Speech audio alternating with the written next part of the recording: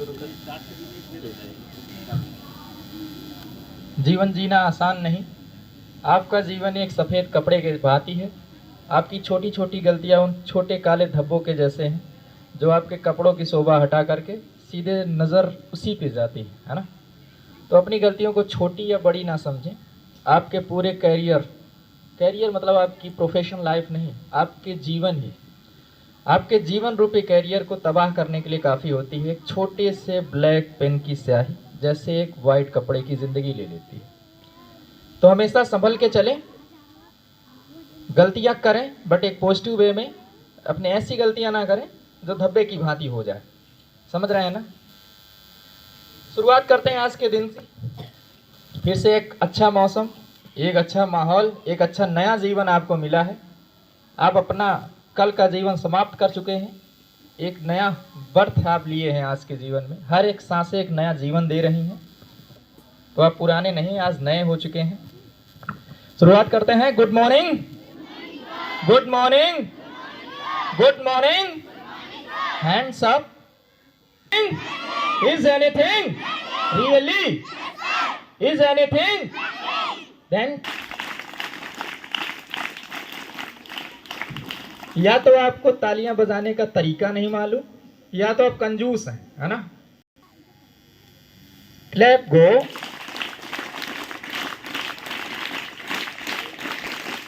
लगा देंगे दम, लगा देंगे दम, लगा देंगे दम।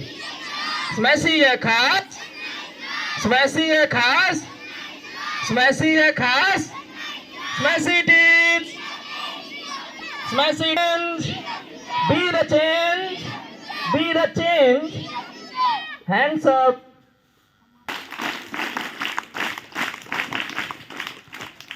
इस वक्त के लिए एक बार यूनिवर्स को भी थैंक यू करेंगे। एहसान क्यों लेना किसी का। नाउ 3 टाइम्स एक साथ। Thank you, thank you and now again, once again. Thank you too much. आपको बहुत बहुत धन्यवाद है। और रोजाना डायरी पर लिखिए। जितने लोग डायरी पर लिखते हो जरा रेज करें हैंड को। लिखते हैं कि आई थैंक द यूनिवर्स। देखो एक चीज मैं बता रहा हूं, दो चीज है। सफलता के लिए तो बहुत सारे चीज लिखी जाती हैं, बहुत है, लेकिन दो चीज जो प्रारंभिक है, एक तो सरेंडर टू दिस यूनिवर्स, इस एंड ट्रस्ट। सुनाई पड़ा? कितने लोग कौन लिख लिए हमारी बात को? हमारी बात को लिखा कौन? अरे जिंदगी में 99% एवरेज लोग रहते हैं। केवल 1% ही दुनिया में सफल होते हैं। 100 में 1।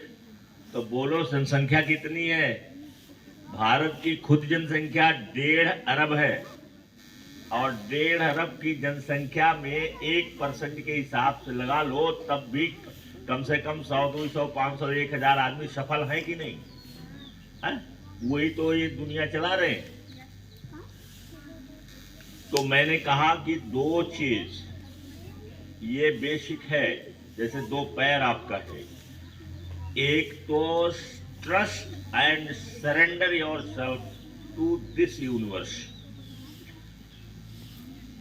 पहला चीज तो ये है कि आप भरोसा रखिए, विश्वास रखिए इस यूनिवर्स पर, जो सारे चीज को करता है, जो हम समझ ही नहीं पाते हैं कैसे होता है। मानव मस्तिष्क समझने में असमर्थ है कि कैसे ये चमत्कार हो जाता है, कैसे एडिसन का बल्ब बन गया, ये दुनिया में कोई आदमी नहीं बता सकता। वो करता रहा, करता रहा, करता रहा, फेल होता रहा, करता रहा, करता रहा, करता रहा, और एक दिन फट से तैयार हो गया। ये कोई नहीं जानता है। मानव मस्तिष्क उसको एक्सप्लेन नहीं कर सकता है। तो पहली चीज क्या है? ट्रस्ट,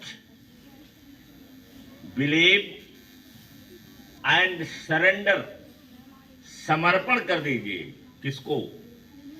इस और दूसरी चीज है कि जिसको आप अपना गुरु मानते हैं, जो आपका मेंटर है, जो आपका मेंटोर है, क्योंकि इसकी स्पेलिंग MENTOR है, तो बहुत सारे लोग इसको मेंटोर बोलते हैं।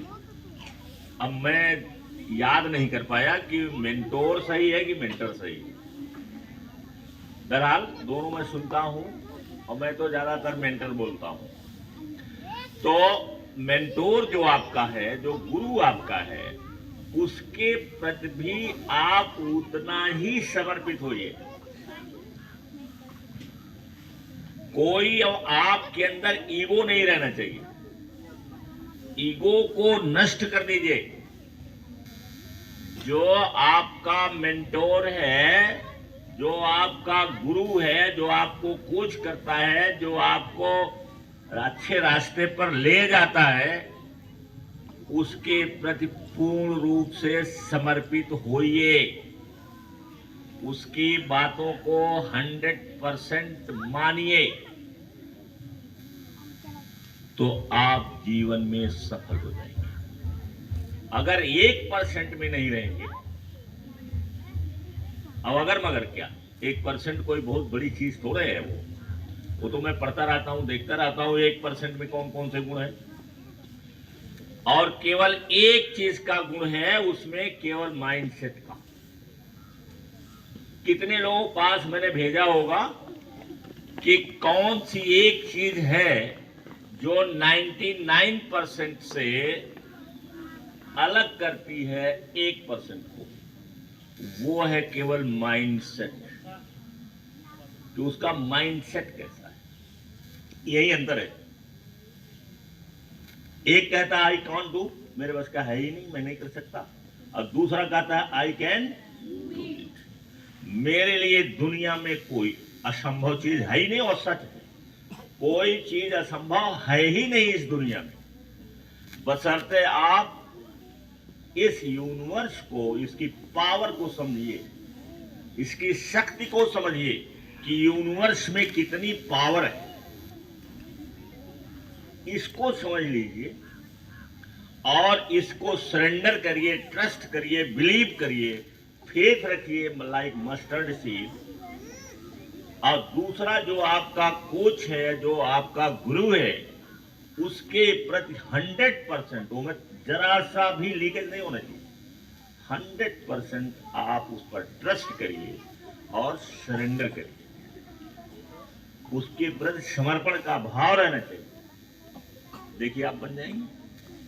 और नहीं बनिएगा, मैं जिंदा रहूंगा तो आकर के मेरे ऊपर थूक दीजिएगा।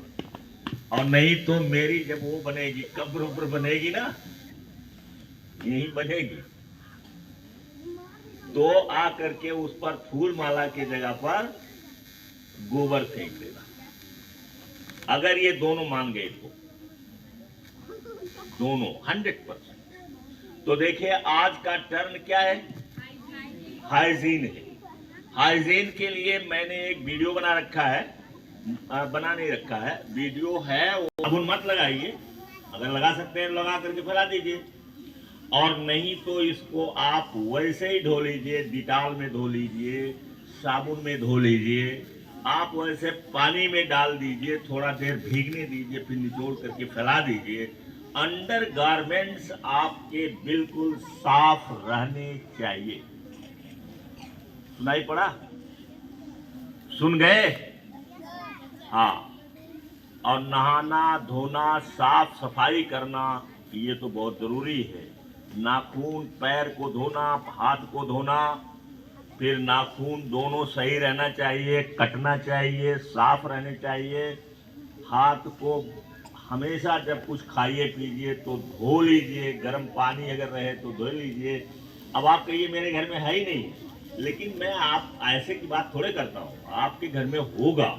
जब आप पढ़ोगे, पैसे वाले बन जाओगे, तो आपके घर में भी होगा warm water and cold water, दोनों टैप लगे रहते हैं, warm water and cold water.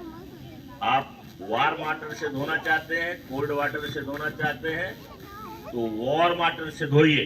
जब आपके घर में हो जाएगा, पढ़ो ना मेहनत से, पढ़ो और पैसे कमाओ, होगा नहीं? हो जाएगा ना कि नहीं होगा? बोला हो जाए। कितने लोग बताते हैं हो जाएगा? जितने लोग सोचते हैं हो जाएगा वो हाथ खाएं। शाबाश, थैंक यू, हो जाएगा, पक्का हो जाएगा, पक्का पक्का। हाथों पर चेहरे या शरीर के अन्य तरल पदार्थ लगना। यदि आप खराब व्यक्तिगत स्वच्छता रखते हैं तो आपको निम्न स्थितियां हो सकती हैं: सर्दी, फ्लू और अन्य संक्रामक रोग, दस्त, विशेष रूप से गैस्ट्रोएंटेराइटिस, श्वसन संक्रमण। व्यक्तिगत स्वच्छता करें। दैनिक स्नान, डिओडोरेंट लगाने और नई वर्दी पहनने के माध्यम से व्यक्तिगत स्वच्छता को बढ़ा। यह न केवल शारीरिक तंदुरुस्ती में योगदान देता है बल्कि मनोबल और उत्पादकता को भी बढ़ाता है। साथ ही यह व्यावसायिकता के लिए एक मानक स्थापित करता है जो व्यक्तियों और संगठन पर सकारात्मक रूप से प्रतिबिंबित होता है। व्यक्तिगत स्वच्छता में स्वच्छता और तंदुरुस्ती बनाए रखने के लिए कई तरह की प्रथाएं शामिल हैं। यहाँ व्यक्तिगत स्वच्छता करने के तरीके के बारे में एक गाइड दी गई है। अब बोलो कि मैं इतना जागरूक आदमी हूं कि दूसरे को जागरूक करने के लिए पढ़ता हूं और जागरूक करता हूं। मैंने कान की लापरवाही कर दिया, कान की लापरवाही कर दिया और एक महीनों 2 3 6 महीने से खुजला रहा था। जब कभी कभी खुजलाता था, कभी कभी नहीं खुजलाता। और एक दिन खुजलाने लगा तो डॉक्टर सलमान है, उनसे मैंने कहा कि जरा इसकी सफाई कर दो। तो अब लड़का है हमारा, यहीं का पढ़ा हुआ है तो लड़का है ही है वो। तो मैंने कहा कि सलमान जरा इसको साफ कर दो, मेरा कान एक खुजला रहा है। अब उसने जब साफ करना शुरू कर दिया तो इसमें जो गंदगी है वो निकल नहीं रही थी। तो उसने कहा कि सर ये एक ड्रॉप में लिखता हूँ, इसको डाल लेना, जब 2-3 दिन डाल लीजिएगा तो आइएगा, मैं इसको साफ कर दूंगा। तो मैं गया, ड्रॉप ले लिया और ड्रॉप डाल करके 2-3 दिन डाल ओल करके मैं गया। मैंने कहा कि सलमान देखो ड्रॉप डाले हैं, जरा देखो। अब वो क्या है, चूंकि वो स्पेशलिस्ट कान का नहीं है, वो ENT तो है नहीं। अब उसने चिमटे से निकाला, बस यहाँ लग गया। अब लग गया तो अब वो औकात नहीं सर जी, अभी गीला नहीं, अभी मतलब वेट नहीं है, अभी निकालने लायक नहीं। तो मैं रामनगर गया जहाँ जा रहा था, तो वहाँ लोगों ने देखा कि यहाँ से खून निकल रहा है। तो बेचारा एक दौड़ा गया, चद्दर उद्दर भिगो करके ला करके सफाई किया, धन्यवाद उसको है। और इसके बाद शाम तक उसमें दिक्कत आ गई। देखा था ना, सुनाई नहीं पड़ रहा था, है? देखे थे ना। और फिर मैं ENT के पास गया, आते हैं रेगुलर, यहाँ आते हैं दूसरे तीसरे दिन। तो मैं उनके पास गया तो उन्होंने मशीन से देखा होगा, उन्होंने कहा घाव तो नहीं है, लेकिन अब इसकी सफाई करना पड़ेगा। तो सफाई हुई। सफाई होने के बाद क्या वो ड्रॉप डालते डालते जो ड्रॉप लिखे थे, वो सफाई का दिन आते आते वो पहले वैसे सब सुनाई उनाई पड़ना हल्का हो गया। तो देखो इतना जागरूक आदमी, लेकिन साफ कान के प्रति मैंने ध्यान नहीं दिया। तो आपको भी कान के आसपास जैसे गंदगी होती है, यहाँ गंदगी रह जाती है, यहाँ गंदगी रहती है, इस सबको नहाते समय ध्यान रखिए। और अपने कान को, अपनी आंख को, अपने दांत को, इस सबको भी बहुत ध्यान दीजिए। देखिए वो बताए हैं ना कि वो करने के लिए, फ्लश करने के लिए, तो फ्लश करने के लिए आता है कि खाने के बाद आप उसको जो है मुंह में डालिए और कुल्ली करके थूक दीजिए। वो फ्लश आता है, मार्केट में मिलता है, लेकिन मैं मार्केट वाला नहीं करता। मैं कोकोनट ऑयल रखा हूँ, क्योंकि ये भी बैक्टीरिया और एंटी फंगस, एंटी बैक्टीरिया है। जो कोकोनट ऑयल है ये भी एंटी बैक्टीरियल है, एंटी फंगल है। तो मैं उसको ही डाल करके देखो यहाँ तक आ जाता हूँ, घर से चलता हूँ यहाँ तक आ जाता हूँ, 5 मिनट तो लिए रहता हूँ, तो फ्लशिंग करता हूँ।